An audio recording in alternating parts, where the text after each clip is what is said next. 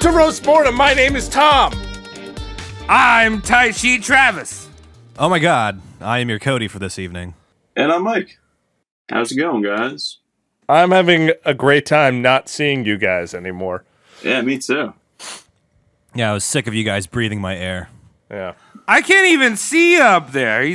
Tom's doing this episode standing. I don't. Do you have? He's got bad Is this legs like now. one of those?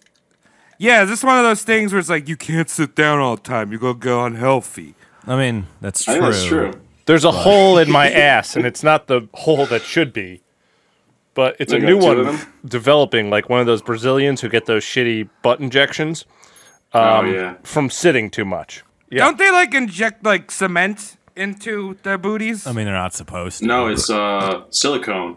Yeah, but they use half-rate shit. That's how my ass feels right now. Or It feels cement like, mixer, yeah. I feel like my ass has been cut in corners. Literally, off chairs. Yes. How's everyone's week? I'm playing like 50 Cent Bulletproof. That's about it. That's like the highlight of my week. All right, here's the thing with that game, Mike. How's the HP system manifested in that game? Cody, this is getting cut out of the episode. It's kind of like Max Payne. Right? But here's the thing. If the game is about 50 Cent, literally have him take 9 bullets and die on the 10th Well, he has one. extra health. Oh, that would actually make sense. Yeah, have a 10 bullet, be the killer. Yeah. They had so much fucking room to make that cool. Like, oh, the 10th bullet Can't kills have you. that. The whole part of the game is not to die. No, because Mr. Dr. 50 Cents, Oh, no. he is all about, I took 9 bullets, but I could have took more. Yeah, he's all Look at about me, taking take bullets. me to the candy shop. The whole All right. soundtrack is his album. It's pretty funny. I mean, Terrible. yeah, what's his name? I like Curtis? it. Curtis Jackson? Yeah, Curtis Jackson. You're hanging out with fucking Tony Yayo. Yeah, He's right. saving the world in your fucking G-Unit apparel. That's what I'm doing. I had my fucking earbuds fall apart on me, and I was trying to fucking like put them back together, but I used what I had on hand, which was pretty much the wonderful Flex Seal family product line. Oh, see, Cody, I would imagine what you had quite literally on hand to be semen, which is sticky, but not sticky enough It's to do the sticky, job. but I also had some Flex Seal adhesive, and I thought it was a genius, like gluing my fucking earbuds back together with it. But Nice.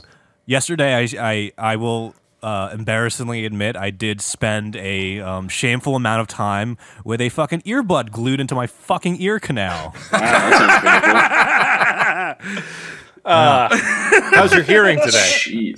It's good. As you can see, it's not in my fucking skull anymore. I got it out. Cody! Probably. Cody, you're a cyborg. You're Yeah. letting the machine become the human. Yeah. Some say the user lives outside. Yeah, congrats, Cody. Yeah, no, I'm safe. It's out of my fucking head. But, well, damn, that Flex Seal really works. It's tight. Yeah. I thought you were gonna say you tried to use your earbud as a canoe or something. Now that, Because you could turn whatever you put a Flex Seal on into a boat. yeah, just get a bunch of earbuds from Oh, really? like Skull Candy and turn it into a boat. That'd be cool. You listen to music when you read a boat. No one wants to hear what Tom's week was like, so I'm gonna talk about my week. Sure. I was Tom. You're not upset? You're not hurt? No. He hates this segment. Fuck! He's cutting it out, he said. So it's- I was cutting out Cody talking about video games.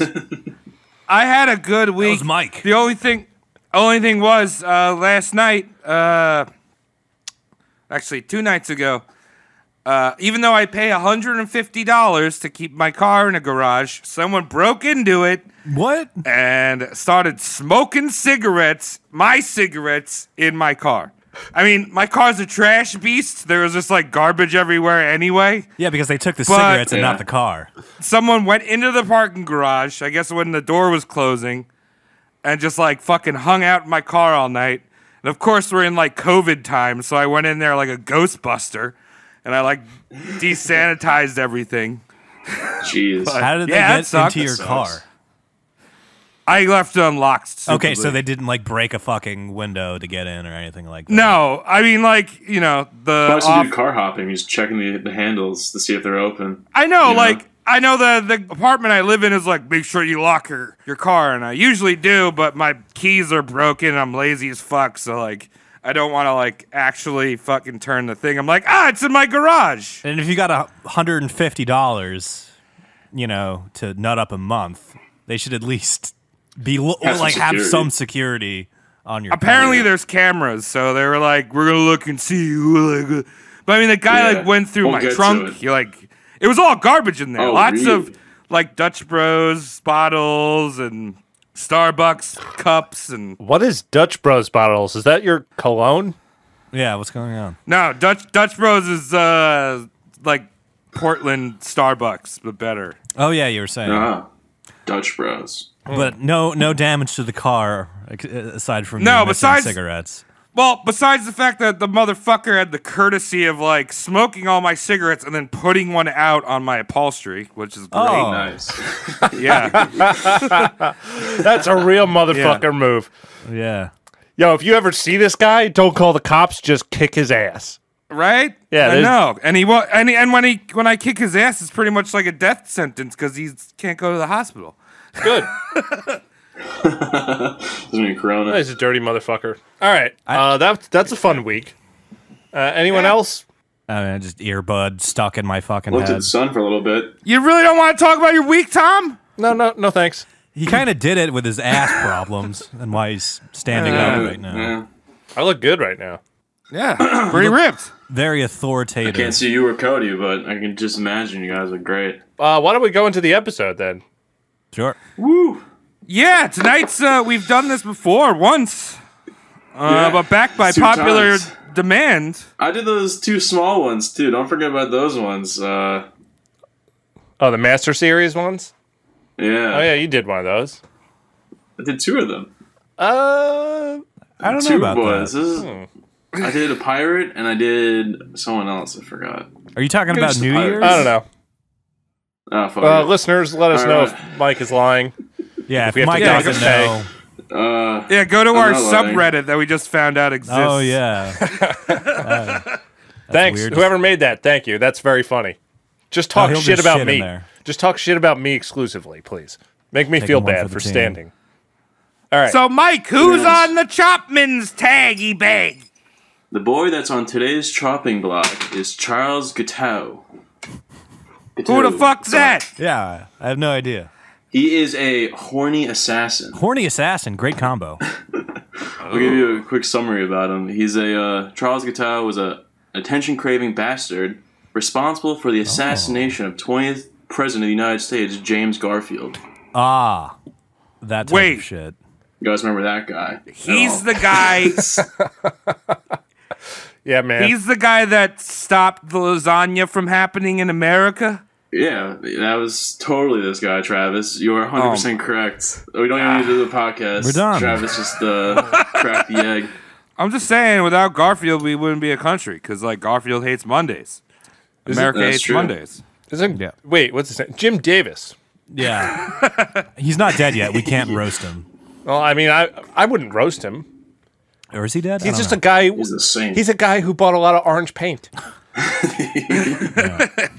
He liked lasagna, I guess, too. Yeah. Let's get to him being born.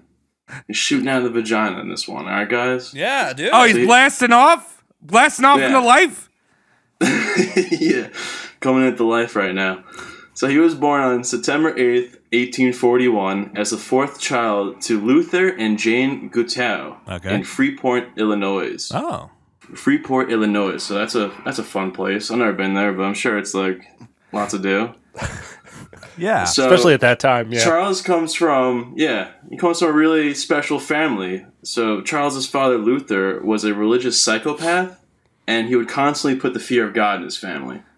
As you So should. you guys, he's constantly putting the Lord's fucking works into his children's brains, Yeah. Because and he would frequently beat them, which is also a nice plus. because God's not going to do that himself. He needs a fucking vessel.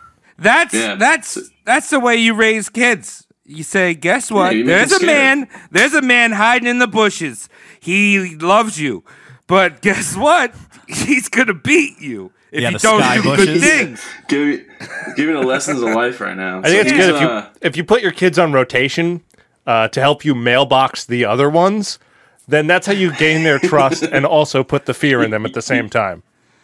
Wow. I see where you're coming from, Tom. Great You need to analogy. set up one like, Kathy, you're the Gestapo of the family tonight. You have to go after all your siblings. Dig up Okay. all the dirt. Then you switch Rotating. it. You're like, Charles, now you're the Gestapo. Yes. So, like, his dad was that crazy that even mispronouncing words will lead to a nice beatdown. Oh, Wow. Travis would be dead So by his the dad time like, he was fucking 5. out there, yeah.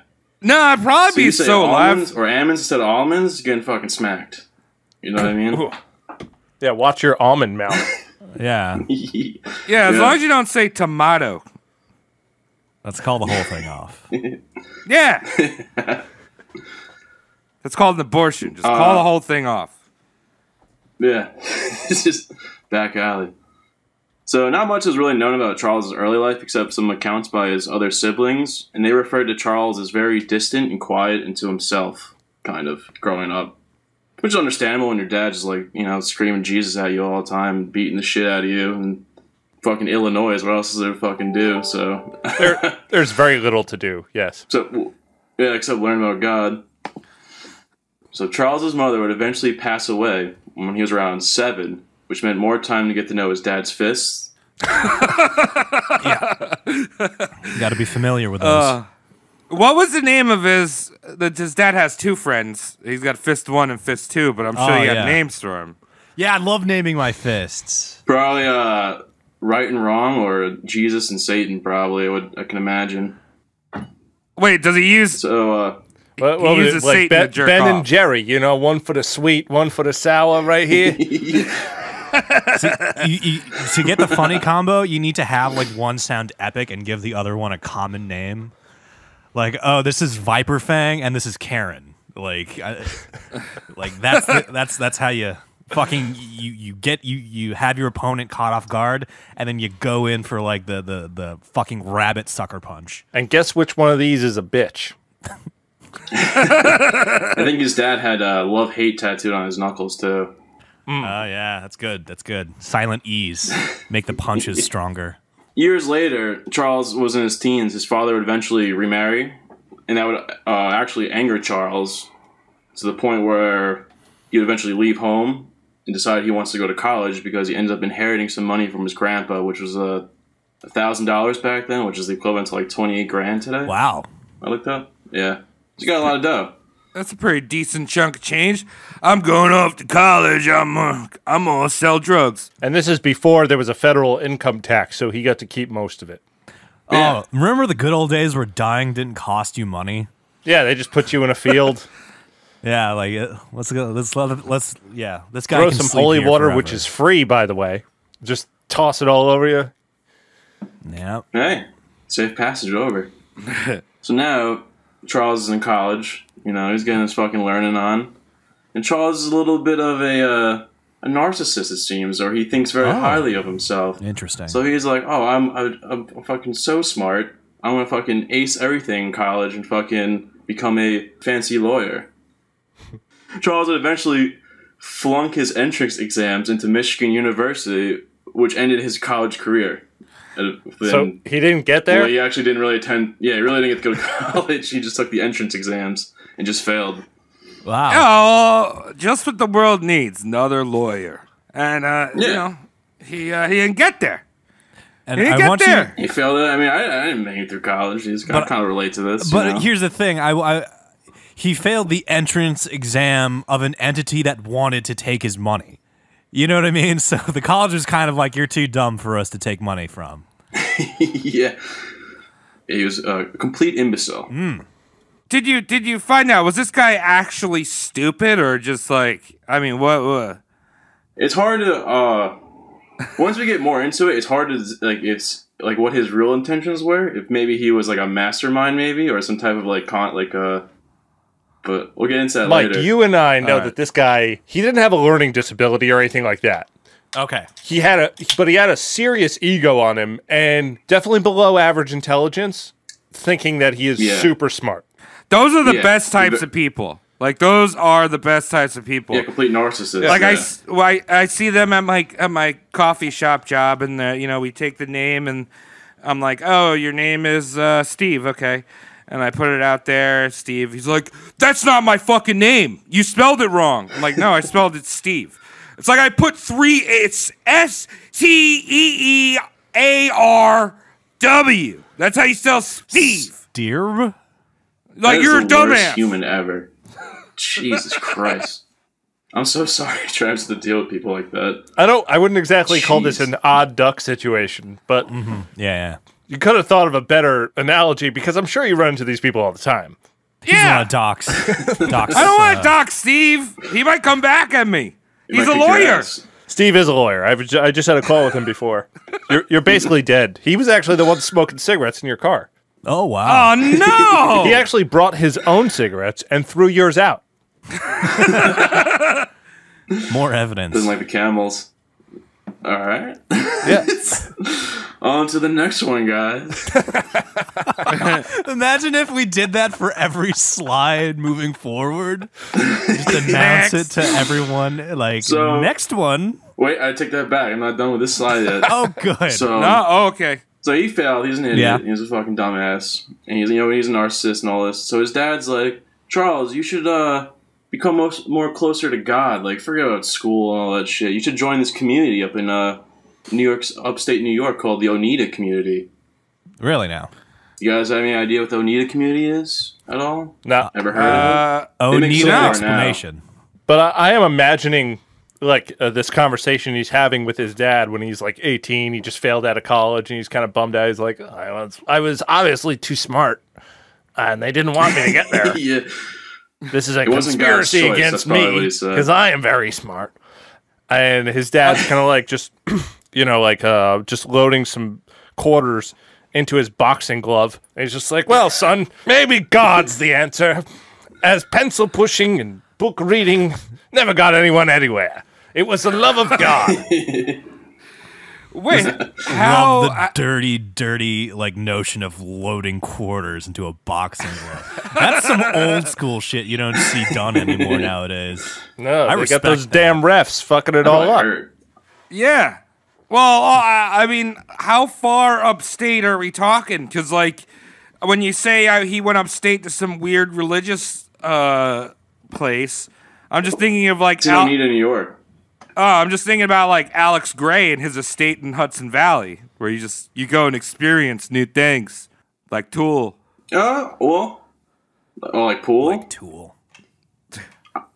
Oh, Tool. I think you said Pool. It's just like Tool. A lot of Tool fans never got into college either. Yeah. Nah. Continue. You kind of experienced Tool at this place. I feel like you get the same Tool vibe at the Oneida community. Okay. I'll give you a vibrating tool. The Oneida community was a perfectionist religious communal society. They're pretty much a cult. They were founded by John Humphrey Noyes in 1848 in Oneida, New York. They believed that Jesus returned in AD 70 and that what they were experiencing in life was actually heaven on earth itself. Wait, when did Jesus come back? Yeah, AD 70? 1870? No, AD 70. AD. 70 AD. Oh, okay. And what was Jesus doing? He was just chilling. I'm back. Don't worry. Right now, I live in Philly right now in a very cheap apartment. Rent is very cheap in Philly, and times are pretty crazy right now. We got COVID going around, but I'm just chilling, man. Working from home. But isn't like 70 years such like a negligible amount in like the spectrum of like how long ago Christ was born? Like, what does it matter? He was born like 65-ish years after he actually was. Yeah, Cody. He was like born around like 3 AD or something like that, I think. 3 AD. I can Google it real quick and tell you guys why they believed in... I forgot what they said. I looked it out, I'm sorry. 80, 70? Don't worry about that, Mike. They were just nut jobs. This is what it is. Yeah, they're nut jobs. That's the explanation. Thank you. There's probably one sect of Christianity that thinks he was born on a Tuesday, and like they kill the sect that thinks they were born on a Wednesday. Yeah, it's all mythology. We don't need to go into why Zeus was so horny and banged fucking everything that he saw and made little baby Hercules. Banging, Travis. The Oneida community, they believed in free love as long as it was consensual, so there was no age limit, and that no person would be exclusive to each other. So that meant, like, the creepy old men were deflowering young girls, and older women were showing younger men how to be men in this community. Whoa. So it's just like this weird sex cult in the middle of upstate. Wait a minute. When you said free love, I was like, wait, is Mike talking about banging? And then you're like, deflowering. And I was like, I know what that means. And making boys men, I know what that means, a little tuggy. This is like a straight up sex cult? Yeah. Basically. But it's heaven on earth. And, it's heaven on earth. That's what it is, basically. And I think that's the roast mortem first of the usage of deflowering, which is a horrible verb. Deflowering is funnier if you consider, like, scraping the flowering off of a cutting board. Oh, yeah, just dusting flour off of a baking apparatus. Yeah, but that baking apparatus is a 13-year-old girl. Yeah, or fixing your neighbor's yard. I'm just deflowering it. Too many flowers. I was just trying to paint a picture, and you guys are shitting on it. Came over and deflowered the whole goddamn property. That's why I bought the place. Because springtime's beautiful, and we got great winter plants up here. But he's gone and deflowered my whole estate. That's what they're all about. They're all about, when we get those young girls and show the young men they can have sex with older women to learn how to be men. You know why? Because they believed in male continence.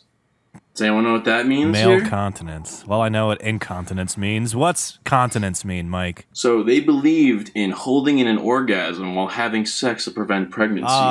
What? So it's not blue balls. No, it's extreme blue balls. Oh, okay. This is like, where are we? 1870 or something? It is 1860s. The early 1860s. 60s, and these people are like... mid-1860s, I'm sorry. Oh, man. So it's the mid-1860s, and these people are like, you tie a rubber band around them nuts, you're not going to get them pregnant. Yeah.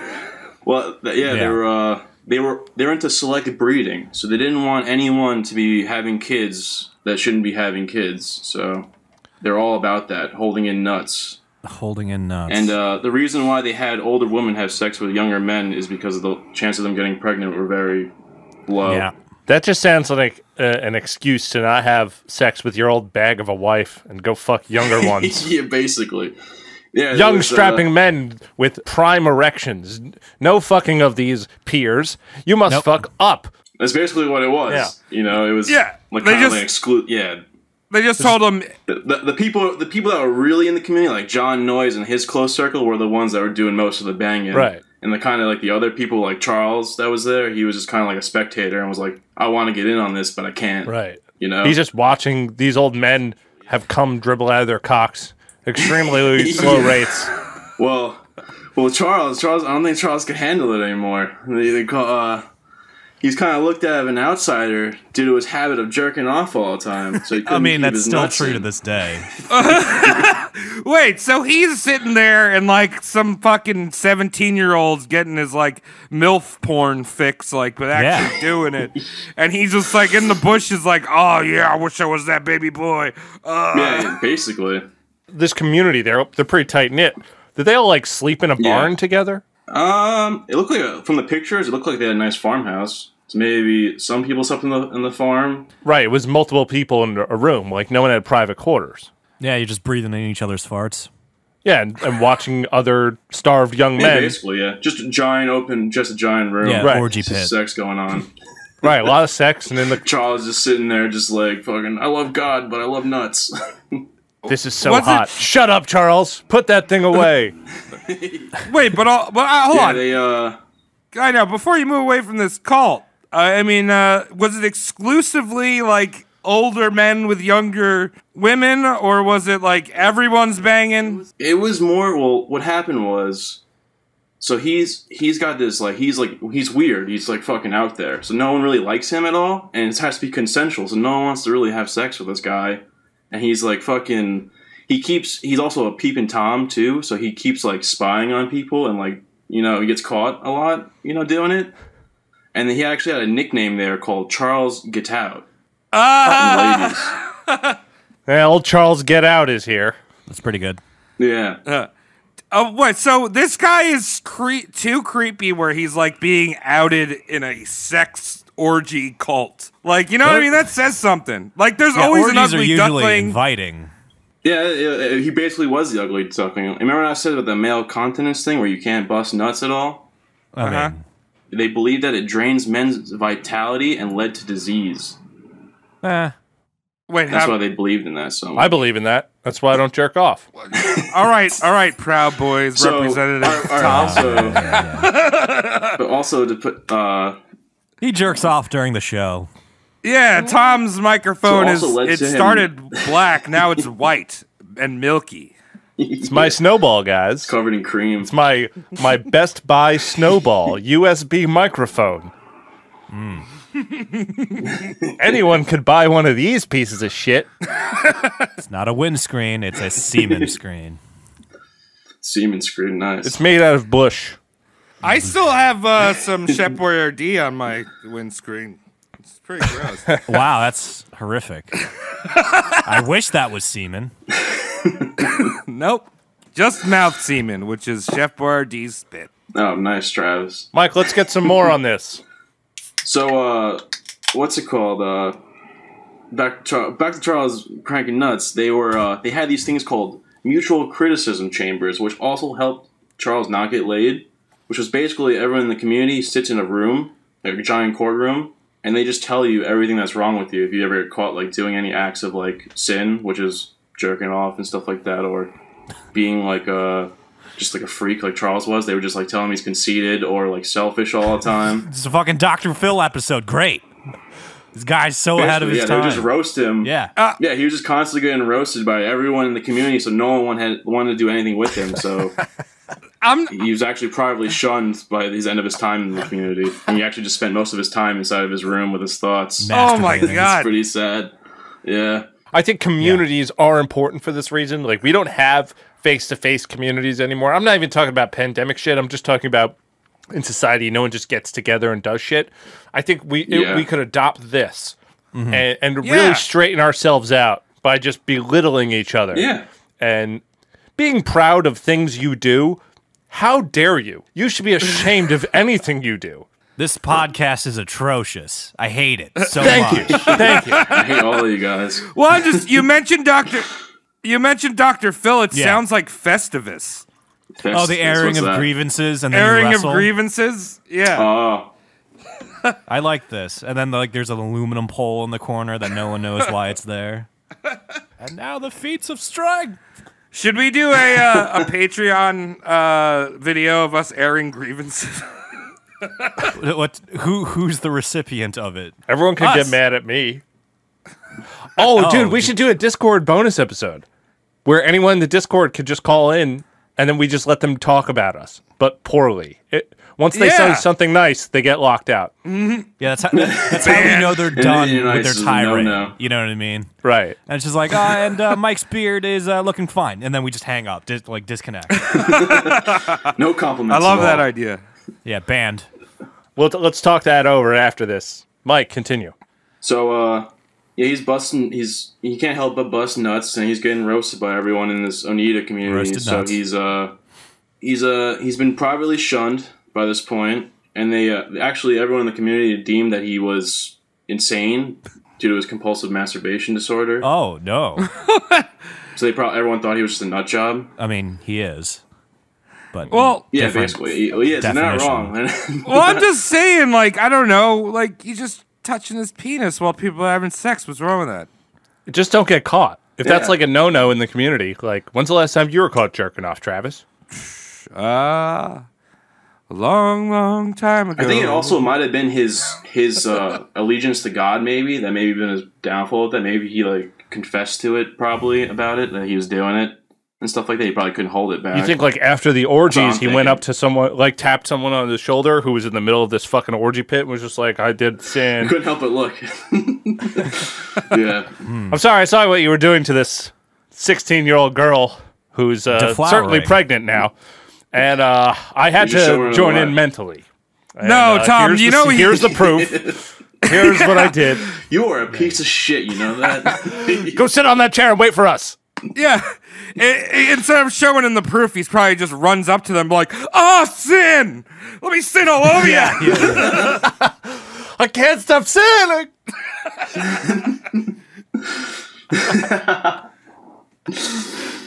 Oh, man. Sin to win. So now Charles is getting a little nutty. He's getting extra nutty now. So he eventually leaves the Oneida community after 6 long years of cranking it and loving the Lord there. He believed that God told him to do so, and that he would continue to spread the word of the Lord. What? And the Oneida teachings. What did they do there? Like, how did they live? Like, I'm so fascinated by this cult. Like, what did they like? What was he doing for 6 years besides as far as jerking what, off? self-sustaining? Well, they worked the land. Okay, they were farmers. They were like sexy Quakers. Oh, yeah. They eventually turned into a silverware company. My mom actually knows about the silverware. Dude, the Oneida Silverware Company? Yeah, that's them. Yeah, they evolved from this cult. Really? Oh, man. Yeah. I will not feel the same every time I smear cream cheese on my bagel. Wow. This knife has history. Wow. He tries to make this newspaper in New Jersey, and it fails miserably. He tries to go back to the Oneida Society, only to be made fun of and rejected by them because he's a fucking cranking nut job. And he would eventually file lawsuits against leader John Humphreys for not paying him for 6 years of work. I'd do it. Services unrendered. Yeah, why? This eventually it eventually got thrown out. It never held up at all. Charles's father would actually write letters to John Humphreys apologizing for his son's actions. And John Humphreys would actually reply to his dad saying that he holds no ill towards Charles, saying that he was mentally insane. Ah. So he's telling his dad that, like, yo, your son is, like, fucking nuts. Hey, you know that kid of yours was over here for about 6 years, and I guess you just beat the sanity out of him because he had nothing left in him. Empty. Also, I love that he leaves this cult. Well, did he leave or get kicked out of the cult originally? They kind of got shunned, right? Leaves. He says he leaves. Right, but he got shunned. He got shunned out of this cult, and then he's like, "I'm going to write a newspaper about how good this cult I was. There's so much fresh pussy in this cult in Oneida." And then he comes back like he comes back and he's like, "Look what I did. I'm such a good boy." And they're like, "You're still weird, dude." Weird, yeah, like man. you're just like copying everything we're saying and putting it in a newspaper. Yeah, that's coming from pedophiles. You're so weird. Oh wow, yeah. The new step of low. Yeah, when a group of pedophiles is talking shit about you, Doing something wrong. That's when you know. You're either in Congress or doing something wrong. yeah. Like I said before, Charles was delusional and he was a narcissist and he was completely full of himself. But he had high self-esteem, so he was like, I want to be a lawyer. You know, he didn't give up on his dreams of being a lawyer. So eventually he ends up in Chicago, and somehow he was able to obtain a law license there. So now he's a lawyer. I love that. Somehow. That's the best word to avoid exposition. Someone thought this guy was nuts, and they gave him this shit. I write somehow into my scripts all the time. I think it's a very useful tool. It's so useful. It's just like the finger in like the dike of logic. It's just like, oh, Cody, you're assaulted with a 16-foot penis? How'd that happen? Well, somehow I found myself awake at night with a 16-foot penis up my ass. Somehow. So, now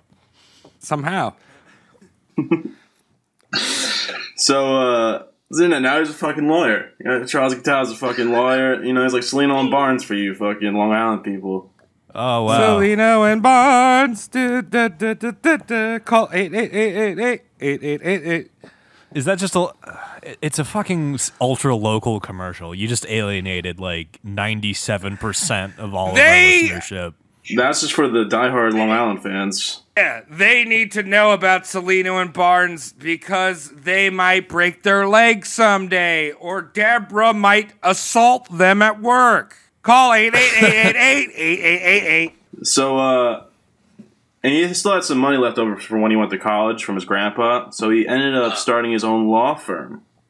Or he actually we're taking clients. That's what he was doing. Oh, that's totally different. Yeah.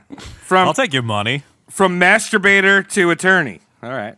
Yeah, basically. Small leap.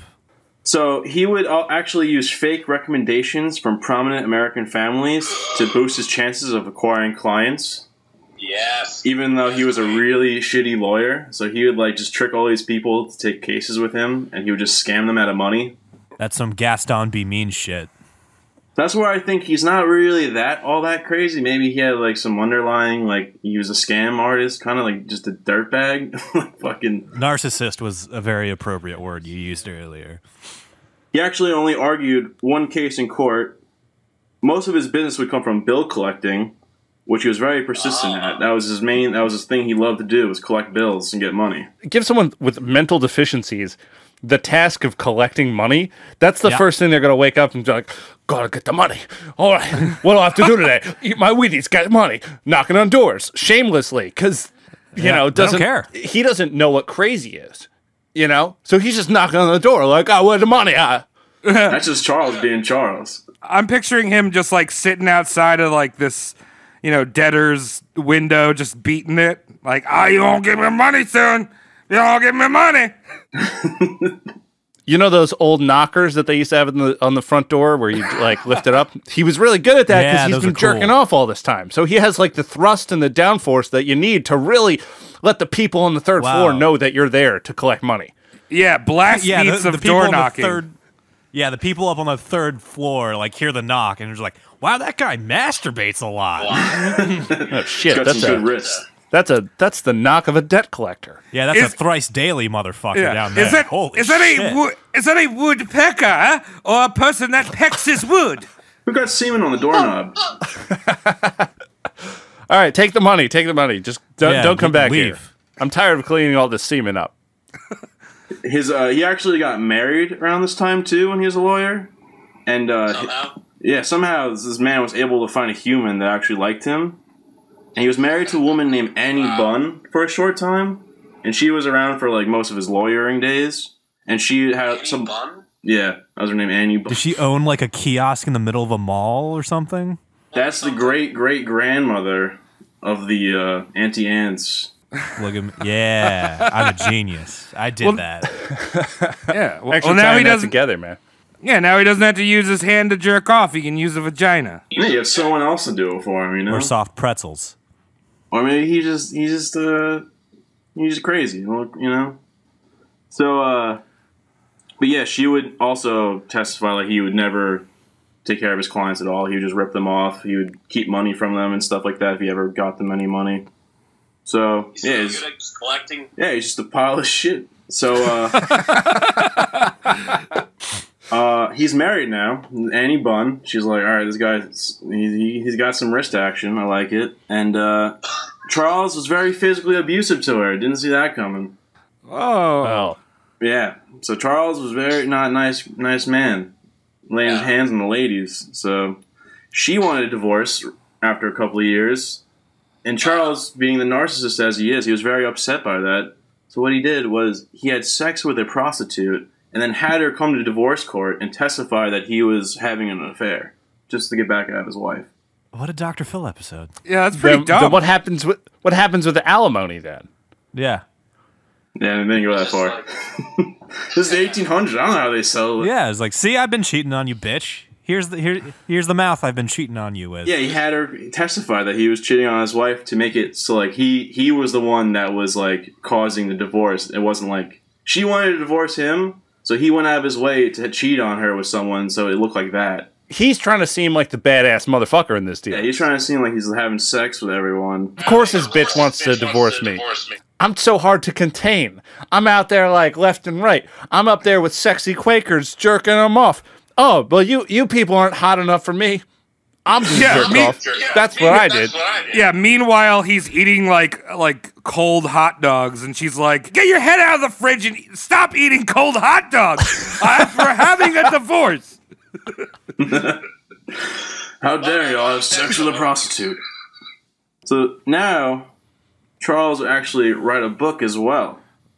Oh, an author. Yeah, he wants people to know that he's smart, and he associates with public men, as he would say it. And there's something we've taken away from a previous episode that was recently released, which is the Jimmy Superfly Snuka, yes. Which means that if you wrote a book, it doesn't mean anything about your intelligence or even your grasp on language.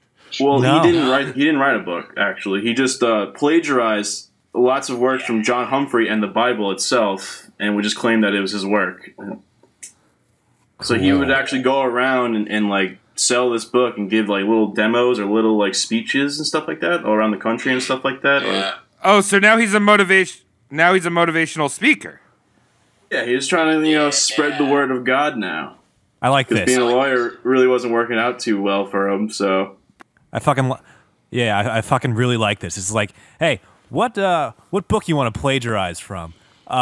What's the one the most people on this planet know about? The Bible. Yeah, I'm gonna plagiarize from that. No, I'll never be caught. Well, eventually people just realized it was the Bible, and because the Bible's so fucking prominent. Well, I'm just gonna start writing my own series of military fiction, and my pen name is gonna be John Clampy, and no one will know that I'm ripping off John Clancy. No, I don't think anyone actually. I don't think anyone actually reads those books. I think that the video game people think that people do read them, so they make games. That's what I thought. I thought some people probably read those books. Maybe one person did. There's probably a few like distressed individuals that came out of the army that are trying to relive their glory days when they felt important. Yeah, but they're really fiction. Yeah, well, that's neither here nor there. Your mind will believe whatever it wants to be real. Just do enough drug. Yeah. Read enough book. Yeah, basically. So now he's people are starting to realize he's also a piece of shit and like full of himself and not really who he says he is. I like the concept of full of himself and male continence. Yeah. Charles also begins to look for another fresh start. He's like, I'm not really, making it in this fucking world as an author. Yeah. So he's like, all right, I'm trying to get into politics. People respect politicians, and people they're liked by a lot of people. They're famous. So he wants to get into politics now. Honestly, out of all the half-ass shit that he's gotten into, this man seems like the perfect politician. Yeah, we should have had him run. Around this time also is when Charles's father started to believe that Charles was possessed by Satan. I mean, yeah, okay. Somehow. You know how political this podcast gets. So now Charles, he's starting to hang around the Republican headquarters in New York City, rubbing elbows. Well, I'll tell you the year now. It's late 1870s, early 1880s, around the election time. Of President Garfield versus what's his name? Odie.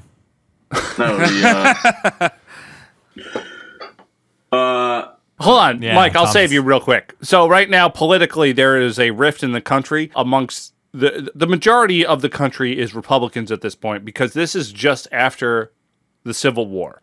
The Southern Democrat has been squashed. So the Republican Party kind of breaks up into factions, yeah. It's like it's between the stalwarts, which is they were in favor of Grant and his spoil system. So it's like when he wins, he would give all the jobs to like people that support him and stuff like that, and like people that were his son-in-law. Yeah, like he would give everyone jobs like he knew and stuff like that, and you would be able to reap the benefits. Between them and the half-breeds, who were in favor of civil service, where you should meet the requirements of the job you're given, and that was Garfield's whole thing. And the half-breeds were allowed to walk outside during the daytime. You get atmosphere. Fucking Muggle Republicans! Get out of here! Mudbloods. To know where Charles stands on this, he was a member of the Stalwarts, supposedly. Or he wanted to believe he was. He just wanted to like fit in, I'm assuming. Like he said, he kept going back to wanting to be known to be hanging out with public men. Like he wants to be, I hang out with all these famous politicians. He wants to be John Everyman. Just as a question. So he was in Chicago, then he did this like this like he got married. Speech. Yeah, he got married in Chicago. He moved to New York City. Divorced. And he moved to New York City with his wife. Yeah, Okay. he got the license in Chicago to be a lawyer. He eventually moved to New York City with his wife. And then he got divorced and all the whole book shit. Sorry, I skipped over that part. No, that's good. I just wanted to make sure where we were. Yeah, sorry about that. You're good. You're Mike, awesome. we're going to stop the episode now. You've done a terrible job. We're going to call it in. Thanks for listening to Postmortem. Mike, just finish every sentence with somehow, and it will make sense. Yeah, somehow. So, Charles, like I said, he was a member of the Stalwarts. Or, yeah, he claimed to be. And he wrote a speech for them. He was like, all right, I can write speeches. I'm talking about God. I write speeches about gods. And so he called it Grant versus Hancock was his speech. Grant would eventually lose to Garfield, though. Now, Charles is like, oh shit, I'm not gonna have a job and have friends with people that are in power to get, like, help me when he, like, oh fuck, let me take that again. Shit. So, he writes his speech called Grant versus Hancock. But Grant would eventually lose to Garfield, so the political race would be between, what's his name, Garfield and Hancock, and not Grant versus Hancock. Okay. So Charles is like, oh shit, like, I'm gonna miss out on, like, having a job as, like, a stalwart, like, with, like, Grant being in office and stuff like that. So he decides to change his speech around to Garfield versus Hancock, so now he's switching sides. But he's still a stalwart. But he's trying to, get in there. He's, like, still trying to weasel out having a job if Garfield... He's like a true BuzzFeed reporter. Yeah, good. Good analogy. I like it. But Hits me also, hard. you'd think that he would be so informed on Hancock because that's what he's been doing up until this point. Yeah, right, you'd think so. But he was just deranged and nuts. Yeah. He's not paying attention. Usually people who are really into politics today, and when I say really, I mean, hey... they're not paying attention to the other side at all. They just go, it's wrong. It's all wrong. So, so he's just a fucking psychopath, and he just wants to fucking have friends, and no one likes him, basically. But someone liked him enough, So, go a little bit about Garfield versus Hancock. So, President Garfield was a major general in the Union Army during the Civil War. He was a big supporter of the gold standard, which is like the gold currency and stuff like that. Ron Paul. Yeah. So, the election was a pretty big thing back then, too. It was like, there was not much going on back then. I mean, there probably was, but it was like, big news. It still is big news, but... Both Garfield and Grant were key players in the Civil War. Grant was actually the bigger name, though. Yeah, well, and also there was a lot, I mean, like, with the elections and stuff, it wasn't really important because that period after the Civil War was Reconstruction. So it's like, how much does the North and these powerful, like, Republicans, doesn't matter what side you're on, the stalwarts or the half-breeds, it's like, how are we going to deal with how we won the war and how do we break the South up and, like, take, you know... Yeah, I like that. Let's preserve the Union. Break the South up. Yeah, how do we rub it in these dirty racists' face? Yeah, right?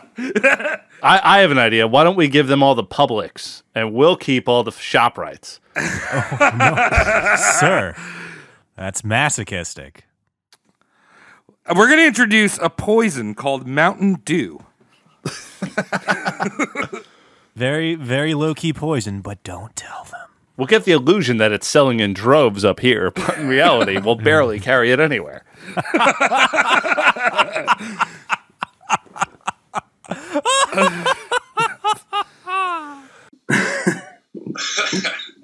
So, remember that speech I was talking about where he just, like, changed the name of, like, from fucking Grant to Garfield? Yeah, copy-paste. So somehow they thought it was a good idea for him. I guess he weaseled his way to, like, know someone where they let him give a speech in front of 10,000 people in New York City.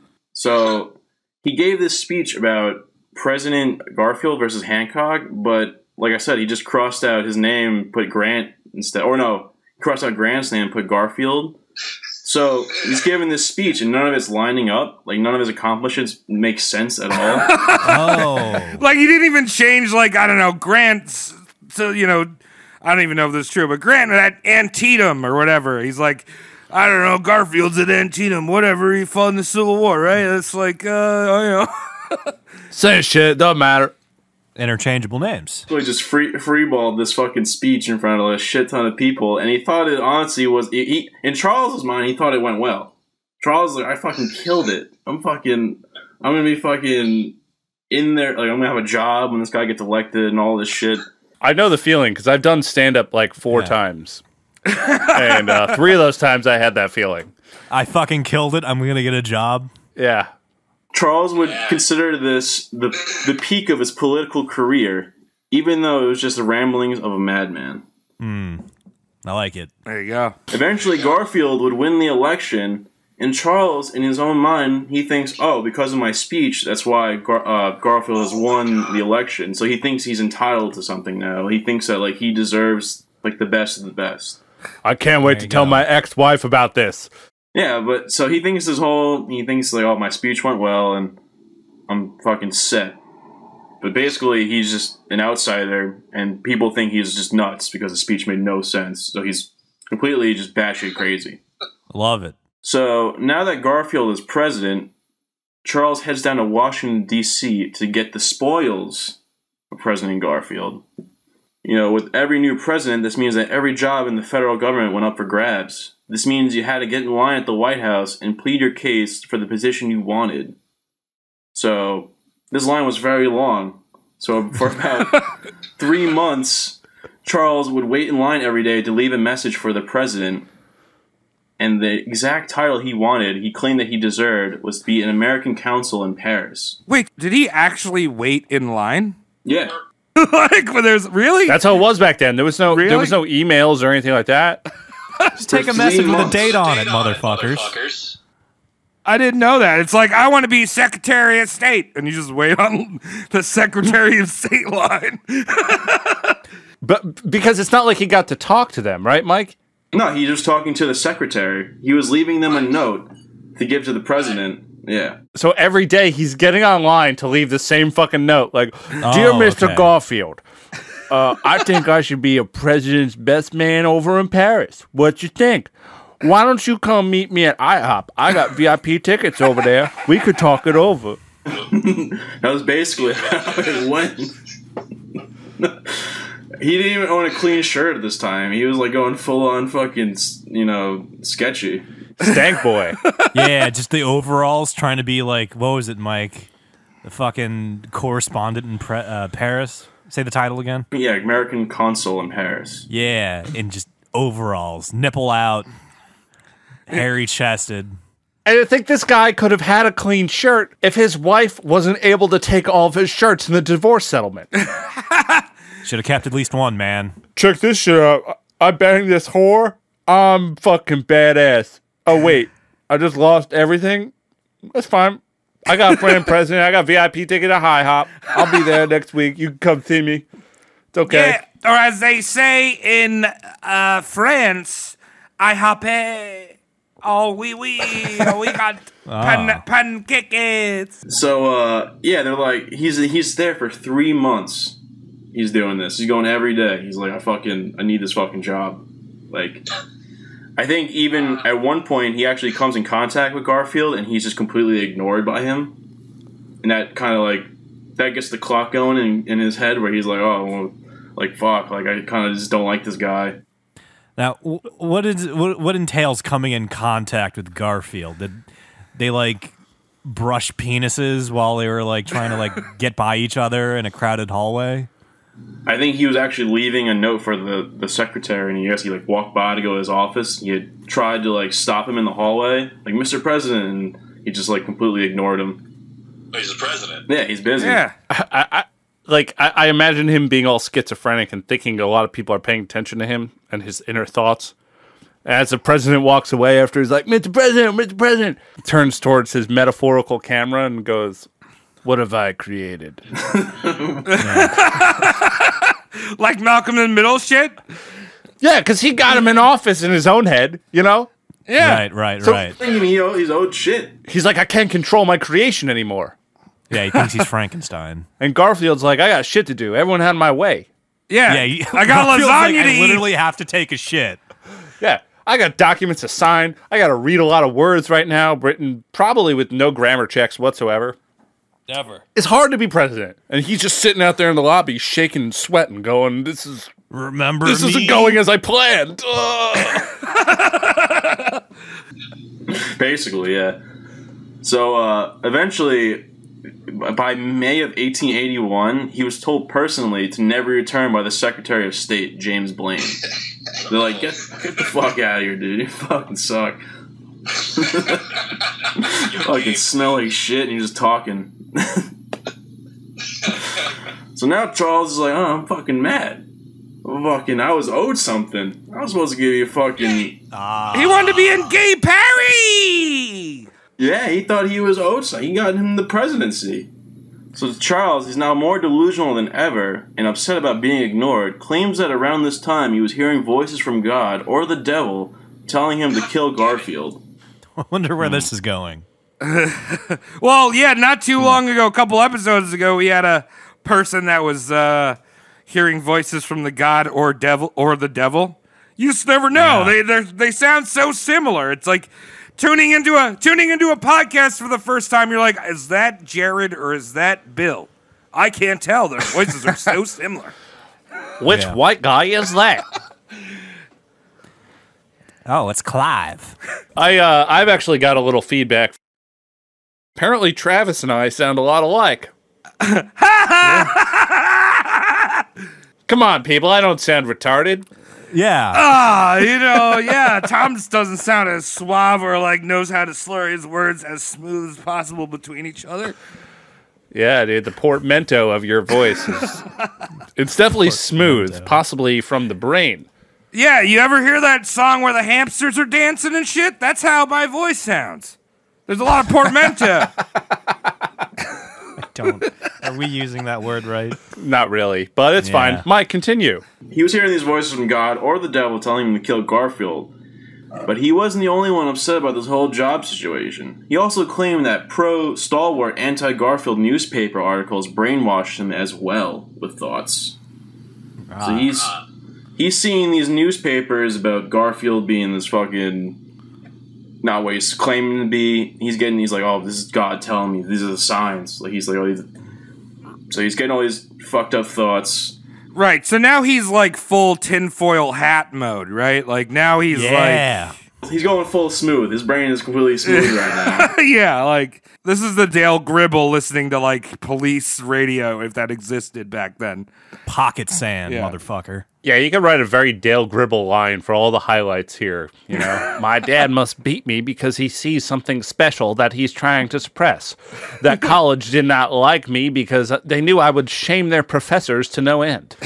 My wife doesn't like me because she's having sex with a Native American. Oh, we made the same joke on top of each other. I'm sorry, Cody. No, it's great minds think like that. Yeah, think however we're thinking.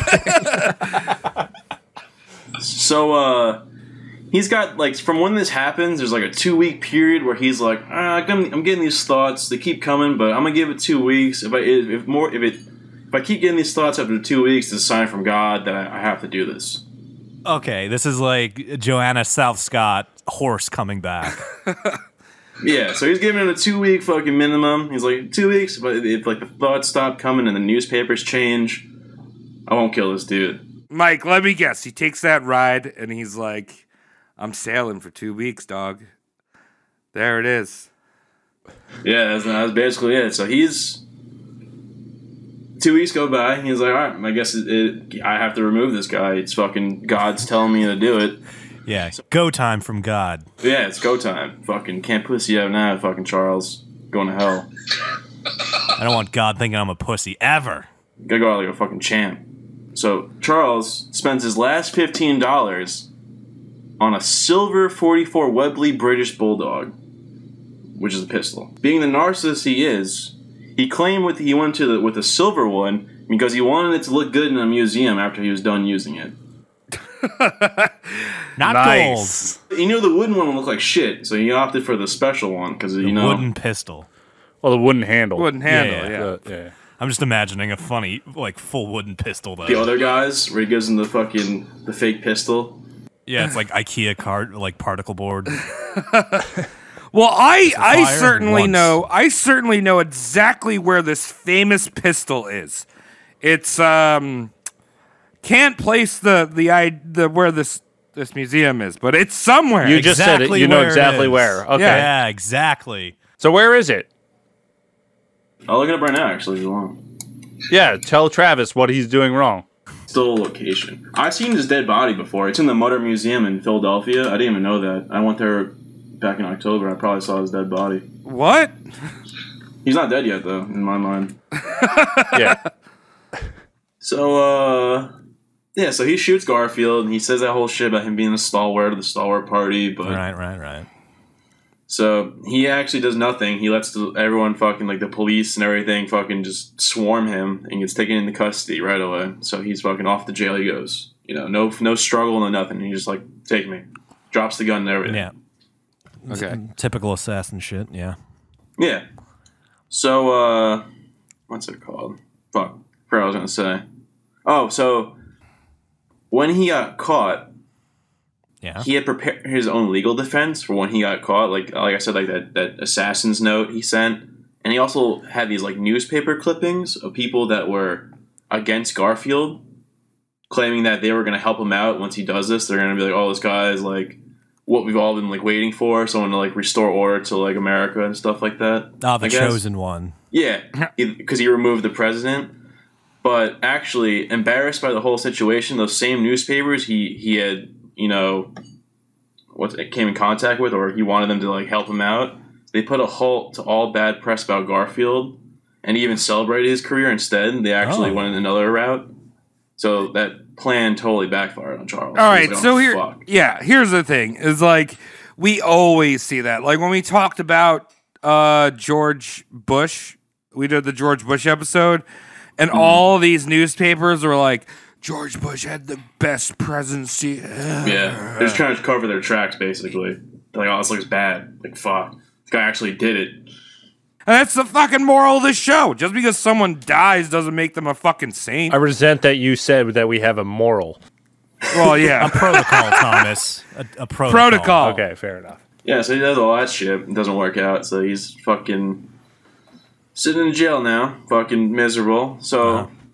Eventually, Garfield would pass away after suffering complications from the bullet that was lodged in his lower spine. Okay. They couldn't find it at all. Right. They had to put Garfield down. Yeah, he would actually end up dying months later in September of 1881. And actually, we can thank Charles for the invention of or helping with the invention of the first metal detector that was invented by Alexander Graham Bell to help find this bullet inside of Garfield. Wow. Really? That Scott idiot made a fucking metal detector? Yeah. Alexander Graham Bell made the first metal detector, but it proved to be useless as it couldn't detect depth. Yep. Ha! I think also had there's a metal in there. The metal in the bed too was fucking with it, like where he was laying on. So that's what the whole big problem was too. I think the metal springs. Yeah, they were doing a metal detector on a metal bed. Yeah, it's got to be here. It's going off in his fucking chest. Do you think we should put him on the oak table? No, let's put him on the metal table. Well, remember, back then, like, surgery was being practiced, but people didn't know what germs were. Yeah. So, and they say that's what killed him, actually, too. Right, the constant reopening of this guy. Yeah, the wounds, yeah. Like, it's lucky to survive. It was like, what, like a 50% chance that you would survive. Just a basic thing like having an amputation done. So they're digging into this guy's spine over and over again with their fat fucking greasy hands. Yeah, even though like, he's I can't find it. Fuck. Yeah, and fucking even though he's the president, I'm sure like the medical care wasn't great. Like they weren't using pristine scalpels. Oh yeah, it was probably just like a broken Heineken bottle that they were like, you know, cutting. The idea to go clean was not at all in their thought process. They didn't know what Germans were back then, right? Not really. I think there was the guy who did research and found them. I'm forgetting his name, but Gab was telling me that. He found these germs and he started telling the medical community to wash their hands, and he was basically blacklisted. Because of devil. Yeah, because they were like, "No, wash your hands." That's absurd. No, we ain't got time for that shit. We're killing people. Yeah, back in 1870, they'd open up a wound and be like, "There's no spiders in there. Let's go." Yeah, basically, get him out of there. Got more people coming in. The doctors did more damage than the bullet because they just kept opening him up and looking for him, just prodding around and be like, "Oh, he peed a little bit, so that must be his pee organ." Yeah. Pee organ. Yeah, they really fucked that guy up. Yeah, I feel bad for the guy. He was like suffering for like months. Yeah, he died in he was shot. What was it? July. In July, or beginning of July. July 4th, 1881. July 2nd. July 2nd. And he died in September. Yeah, later on in September, late September. Imagine that much misery. Like, dude. Yeah. Kennedy had it easy. Kennedy, one and done. He was done one shot. Yeah, I'm tired. Doc is constantly picking at your scabs. We're getting closer, guys. So Charles is now on trial now. So Charles participated as a lawyer in his own defense. Always and smart. Principal lawyer was his sister's husband, George Scoville. This would be the first murder trial for both of them. God. So this is the first time that either of them are gonna take a murder case. Was Scoville? Did he invent the Scoville? I was just thinking about that. I'm not too sure. He might have. I'll Google it real quick. I think that's a fairly common name. It's not as like it wouldn't be like Michael Schofield. Schofield from fucking Prison Break. Scoville. Oh, Scoville. Like that name is fairly common. The barometer for spiciness could have basically been the Smithy scale. Smithy scale, yeah. Tom, you weren't following me. I was trying to bring in the Hot Ones audience. Oh, well. They're not coming now. The Scoville meter. Yeah. They're not coming. Well, we could have had Natalie Portman on the next episode. I can ask her. You fucked that up. We're friends. Wasn't there one fucking episode that involved me blacking out from Travis's pocket Tabasco? Yes, that would be the first Thanksgiving special. Or it's one of the holiday specials we did. Yeah, we had ghost peppers, and Cody passed out because he's a bitch. Also, there probably was beer involved. Yeah, maybe. Yeah. Bitch. So now he's on trial, fucking murdering the president, and Charles' claim this is one of the first claims in American history, or the first trials in American history to take insanity into consideration as an actual thing. Really? Yeah, he pleaded insanity. He believed that God controlled him to do it, and that it was not him, but God himself that pulled the trigger. Oh. Therefore, he couldn't be held responsible for his actions. So his defense was literally blame God for this one. Yeah, he basically was saying that he was not in the right mind, and that God told him to do it, and his self-control was gone. He was not able to control himself. He had these impulses, Act of God. At the time, psychology was not exactly looked upon. Well, they thought an insane person was someone that couldn't even make sentences or something like that, or someone that was just fucking batshit crazy. Right. That would be an insane person back then. And all the treatments they had for mentally ill people was putting them in cages and spraying them with dirty fucked up hose shit, water and shit like that. Yeah. But now he's doing this blame God kind of thing. Shout out to Long Island's Blame God, great grindcore band. Oh, okay. Not only is it not heard of, but then it's also blasphemous. Yeah. God wouldn't do that. Why would God kill the president? That had to be the devil. God hates Mondays. Yep. Yeah, that's true. I mean, he made him. He was like, "This is Mondays the first too. day." No, Monday was the first day he actually had to work. Imagine your first day at work. Yeah. Oh, it's the worst. You're all nervous and You're shit. nervous, So God you're hates moaning. Mondays. I think it might have been on a Monday. That was the first day he fucked up. It's like the first time we podcasted. It wasn't very good. Monday. Yeah. It was on Friday, though. Yeah, Mike, you get it. So, so now he's like, oh, God did it. I didn't do shit, you know? Got it. So, he also claimed that the newspapers influenced him to do it as well, like I said before, and that they should be held accountable as well. Oh, interesting. Blame the media. Fake news. George Scoville was trying to say that Charles's self-control was destroyed by civilization, and the rapid social change was too much for him. So the rapid social change. I'm just going to put this in perspective. This is 1870. 1881. What's going on? 1881. Travis? 1881. The rapid social change back in 1881 was hey, we need horses to move around, to, hey, horses are sexy. Like, that's rapid social change. Right. Like, there's not much happening. There's not that much rapid social change. It's just, guess what? I went to Tijuana. I saw a large horse penis. Sexy. We used to need horses to get around, and now I see all these hipsters on penny farthings riding to get iced cream. Heathens, all of them. I can't take it. I need to shoot a president immediately. Yeah. Get this man a gun. If that's your defense, one, I too. mean, I had a beeper. I owned a beeper, and this is showing my age. So Yeah, can that's pretty I? old, Travis. You know what I mean? Like, yeah, right. Like, that's lost. That was something I change. wanted as a kid, And- but I never got it because it became outdated as I got Mike, older. you couldn't handle the social change. Yeah, well, that's why you're playing the 50 Cent game, because he had so many beepers. He had so many beeper burners. Oh, You know what yeah. I'm saying? That's why I was playing that. And Travis, just for the audience, how many presidents have you assassinated? Well, there was that lobster that I had, but Tom really was the one that I hired to kill. I did kill a lobster by accident. You're a sicko. And if it was to eat, Yeah. I wouldn't say it was an accident, Terrible. but I tried to feed it to a snapping turtle, and I dropped it on the snapping turtle instead of in front of it, and the thing blasted into smithereens. But this story is not for roast mortem. Yeah, it's Sad, weird. Tom. Jeez. So we are a product of social change. Exactly. no. This is all because of social change. Save the Too president. much. Yeah, Mike, tell us more. And tell me how tell us how this fell apart. This idea. Well, Charles' clients from the past paid a little visit and would testify against his claims of insanity by saying he was nothing more than an evil liar and a scam artist, Oh. putting some holes in his case. Uh-oh. Skeletons in the closet. So Charles, around this time too, is just batshit crazy, and he actually seemed to be loving the attention. So all the newspapers he used to read about were finally writing about him and taking his picture, and he was finally in the limelight, which made it like a lot of people uneasy that he seemed to be taking it so well. Like when he was in the courtrooms, they said that he like didn't seem like it fazed him at all.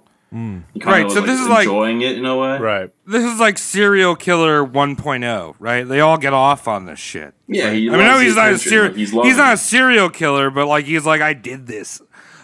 He's a narcissist. He just wants he wants to be the protagonist. Sad boy who wants to be- attention. Yeah. Just do podcasting like the rest of us. He would even put out an autobiography during his time in jail with a nice personal ad at the end of it for a Christian lady under 30 years old at the end of it, putting in a request for that. Okay, that's... You know why he's not insane? Because he knows fucking women love bad boys that are in jail. No, Yeah. Fucking he's not insanely insane. gone. He's not insane because he invented Christian Mingle. Exactly. To all my admirers, to those who appreciate what I'm doing to this country, the necessary steps I've taken to solidify our union, I'm looking for some probably like, let's say 25-year-old Christian sliz that I can slip my penis into between the jail bars. Hopefully, a rather small ass. It will fit better. He did. I Like, do not need any junk in the trunk. Yeah. Your boy is doing like the period equivalent of send nudes. Yeah. You know, if Yeah. they had a Pornhub around this time, he probably wouldn't have done it, I think he would have been fine. Yeah, he probably wouldn't have gotten to this point. I think you're right. I think he Yeah, I think he would have been a normal man. he probably would have done no, not normal. Don't give him that much. But he probably I'm normal. Fuck you. he probably would have been able inside to escape into VR and have a waifu and take it in stride that his president didn't give him a job. Yeah, man. Cut Born glue this too figure in. early. Cody, did you murder Garfield? A little bit. We all murdered Garfield in one way or another. We all did. Basically, yeah. His dirty thoughts. We're all males in 2020. That is true. Can't say I'm not a male yet. So, anyway, What? back to, What? Try Mike, are you transitioning? Is this a new thing? Yeah. segue now into what Tom was saying about, you know, how they looked at like mental like insanity and people like disorders and stuff like that. He would have, to back up his insanity claim, he got these neurologists to come in and take measurements of his head Oh, good. And he claimed that his head was not symmetric like that of a sane person, but that of a person with mental illness. So Phrenology. They're comparing all these heads about they're comparing all these mentally challenged people's heads to Charles's head, and they seem to be adding up, which is like part of his whole big case is that he's just retarded. Right. They get a bunch of Carls from Sling Blade to come on in, just be like, hey, his head's not right. It's smooth. Now come brain. down here and sit in front of the jury, sir. Okay. I'm gonna measure this man's head, and I'm gonna put a level on it, and we're gonna see if it stays still. All right, then. Basically. Okay, don't look good. Okay, thanks for gravy. Goodbye. We are going to play marbles on this man's head. If it's flat enough, he is not a serial killer. That was their hypothesis back then for mental illness. It adds up. So, it didn't really hold up too well when they had, like, I forgot to let this guy's name out, but he was the head of, like, the top institution at the time, the top mental institution. The head. And he just, one of those important guys. All right. Yeah, smart boy. Hang on, I'll look it up right now. I feel like an idiot. No, don't worry about it. He's smart boy. He's smart. Don't worry He's a about head it. pun. God You don't damn even know it. his name. They would have the head of the top mental institution come in, and he discredited as that didn't hold up. Good, because it doesn't. Yeah. Didn't hold up in court compared to the guy. Did he? I got a lumpy head, dude. I got a lump right here, man. It doesn't mean you're retarded. I got a square head. That means I'm fucking smart. I could be retarded, but it's not because of the lump. You know what? I don't want to. I don't want to shave my head because I know I'm gonna have one of those butt cheeks on the back, like on the back of the neck, right? No, not even. I'm not. I might have some lumps on my head, but it's mainly that I'm gonna have one of those fat man butt cheeks, like right on the back of my head. I know what you're talking about. And I hate that. Yeah, if you ever start balding, you got to shave your head. Watch out. There's going to be a lot of small dudes ready to stick their dick in the back of your head. That's going to happen. You might wake up one day. Well, if I'm balding, I'm shaving my head, and then that'll be the reckoning. That's the day that I turn gay. Yeah. 2020, baby. It's coming real soon. Dude, I don't wear hats. I'm not. No. Just wear a beanie. I would wear. If I was bald, I'd just wear like a taxi cab hat all the time. I look good when I'm bald. If you're bald, just wear a beanie, and I don't mean like the fucking like little like wool condom. I want the propeller beanie. Yeah. You know, the red and yellow ones. I got too many veins in my head, so it looks weird when I have a shaved head. Just become Jewish, put a yarmulke on, no one's allowed to make fun of them. There you go. Yeah. Get paellas on your head. Yeah. It's fine. Just carry around a briefcase filled with matzah. It's the same thing. I'm business bald. Business bald. I know a lot about gems. No reason they call it jewelry. You should see my next feature film. It's called Jumanji. Me and Larry David get locked into a forest. Jumanji is you go to these three Jewish boys go to a bar mitzvah and they get stuck in Williamsburg. Yeah. Oh my God! Look at all these sluts that go to Pace. Wow. So, all right. Back on track, guys. You guys are getting me derailed here. Oh yeah, so, no. Yeah. Welcome to the show, Mike. So anyway, so that didn't hold up in court. His uneven head bullshit. So now he's like, oh fuck, kind of out of fucking options. So as a last effort, Charles's lawyer, Mr. Schofield, I forgot his fucking name. Scoville, yeah. Scoville, yeah. So as a last effort, Charles's lawyer Scoville brings in old Garfield versus Hancock speech that he gave a couple years back. Yes. You guys remember that one? Yes. Yeah. The one he just changed the name of? Good stuff. He brought that in to show everyone that he was insane. That this was the workings of a madman, and that no sane person could write this. Charles himself was offended when Scoville brought this up.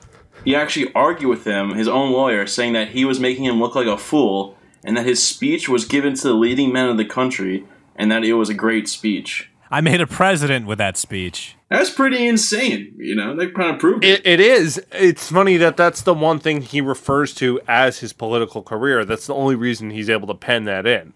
Like, hey, I had a political career. what did you do? I wrote a speech. His lawyer's like, well, your speech is dumb, so let's use that. Yeah, trying to save him. And he's fucking just like, no, don't fucking use that. I was in my right mind then. Yeah, he actually did claim that. He was in the right, Yeah. He was in the right mind when he wrote that. I'm going to use roast mortem as my comedy career, so... I mean, Oh, yeah.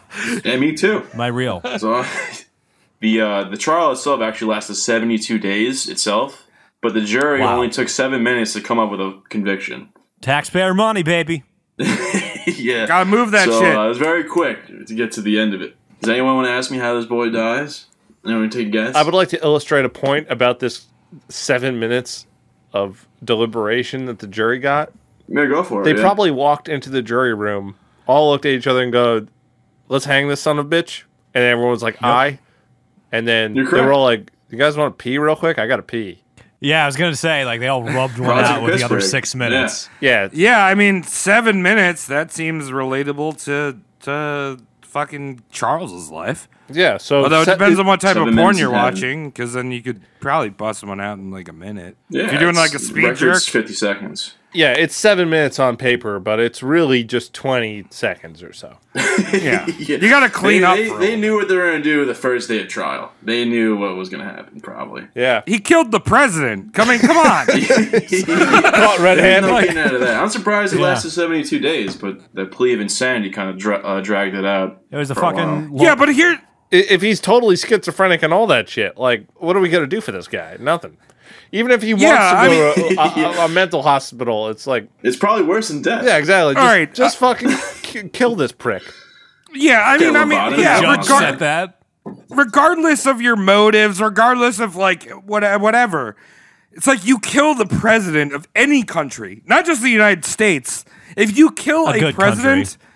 you are guilty. Yeah. Like, Yeah. I don't know. You know what it all comes down to? This is what Charles wanted at the end of the day. He wanted to be famous. We were talking about him right now. He wanted to live on forever. Yeah. He wanted to be the protagonist. And look, we're talking about him today. So Yeah, there exactly. he goes. So, Perpetuating his orgasm. Exactly. He's a very frustrated man. So Tom was right. He was hanged. He's found guilty and sentenced to death. Ah. There you go. By hanging, like Tom said. By hanging. His last words was a poem, actually, too, called I'm Going to the Lordy. It's probably one of the saddest poems I've ever Fucking heard anyone gay. say. No offense to homosexuals, but I'm gay. going to the Lordy, repeated 20 times. Oh, That's not a poem. And a whole bunch of other shit, but mumble rap. I forgot what the rest of it was. But most of it was I'm going to the Lordy, I'm going to the Lordy, I'm going to the Lordy.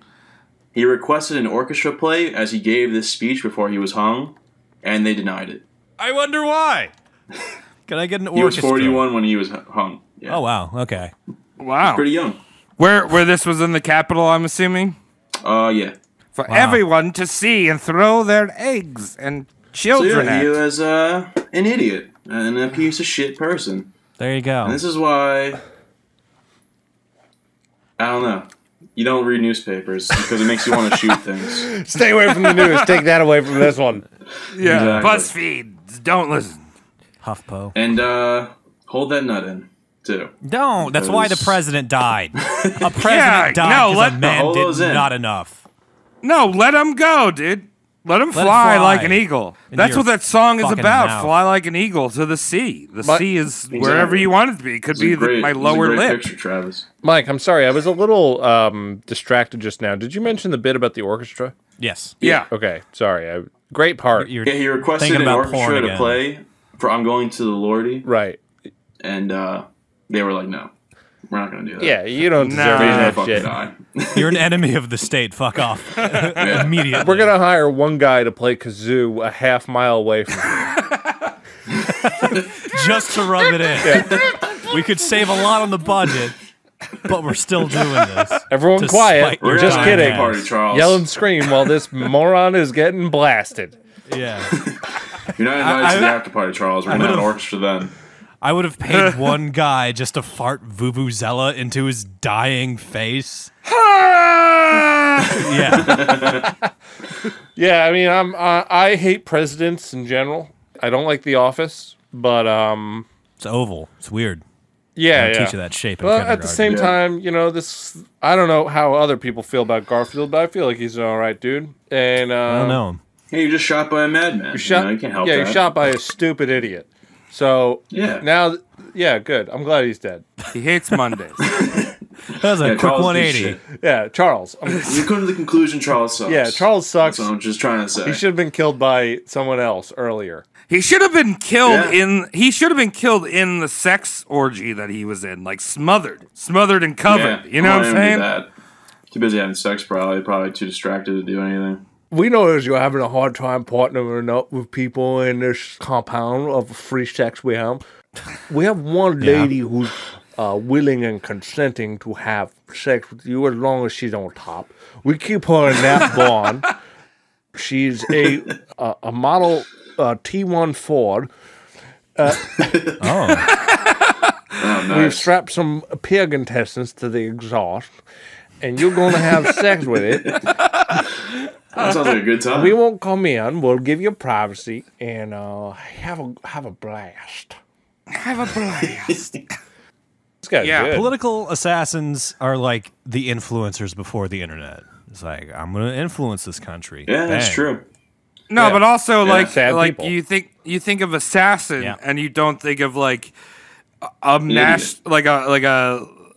that has to masturbate was in a fucking sex club, a religious sex club. That came out of nowhere when I was researching. I was like, holy shit. Good. I like that. Happy accidents. Yeah. Happy premature accidents. So that's it. I love it. Mike, thank you so much for doing this research. You did a great job this time. No problem. You get a B+. Woo! Just to be fair, none of us have gotten over an A-. So that's really good. There's no such thing as a perfect Roast Mortem cast episode. No, in fact... Maybe one day when I write it. Oh, look at this cocky ass. This is a more of a No Child Left Behind situation, so compared to some other papers that have been written about these people, we're definitely below the D range, but for us, we're doing good. Pen pal. Yeah. So that about wraps it up. Thanks, everyone. Thanks for listening to this. Woo! Thank Pat you. on the back from me. I also love that his gun that he bought, we don't know where it is. And you don't need to look it up, Mike. That's perfect. You did the perfect amount of research because who the fuck cares? His stupid ass gun that he bought is probably sitting in some private collection in Dallas along with the fucking anti-aircraft gun. Like, who cares? Here's the thing. I would think so. Here's the fucking thing. He fucking splurged for the extra silver so we would know where it is. So we're giving him the fucking all-due needed fuck you by being ignorant, not looking up where it is right now. You know what I mean? You want to give him the deserving fuck you. The museum props. Hold on one second. I can tell you exactly where it is right now. I don't want to know where it is. No, I don't want to know. Because that's what he would want. That's what he'd want. All right, so we know where it is. Also, it is out there. We know this. But, I don't know. Travis, what were you going to say? You sound like you got choked off. No, I was going to say, Mike, before we leave, you mentioned just on the sly that you saw his body. What happened to his body? You said you saw his body in Philly or something? Oh, yeah. I was researching, and I had went to the Mutter Museum in Philadelphia, and I was looking up. His body was there. I didn't even know. So they saw it, just didn't realize. Preserved his body? Like, they didn't just, throw it out in the trash? No, it's all skeletons. They have some of Charles Guiteau's body parts in jars and shit. And cool. His brain shit. And part of it was because the monumental emphasis put behind smooth brainness that he was being claimed. And it was one of those things where even though they were like, okay, you're not smooth, let's put this brain in a jar and see if future generations can touch this thing and figure it out. Yeah, I like that. Yeah. You're a big enough idiot to be pickled. Yeah, parts of him are pickled. I think it's like his liver, his brain, few other organs. They don't have his whole body, but it's all. Do we have Lee Harvey Oswald's brain so we could be like, look at this one and then look at that one? Yeah, we got his duodenum in a fucking burlap sack under an accountant's file cabinet or something. By God, George, I've noticed something. They're both pink. Yeah, you're not gonna get much out of that, but it doesn't matter. All right. Well, that's all I wanted to know. Well. Thank you, Shane. Yeah, thank you, Shane. Thank you. Thanks for listening. We have stuff. Patreon.com/RoastMortemCast. We have a Teespring store. What is that, Cody? Teespring.com/stores/roastmortemcast. We also have a subreddit. Apparently, someone was nice enough to set up subreddit. Yeah, Did you mention that already?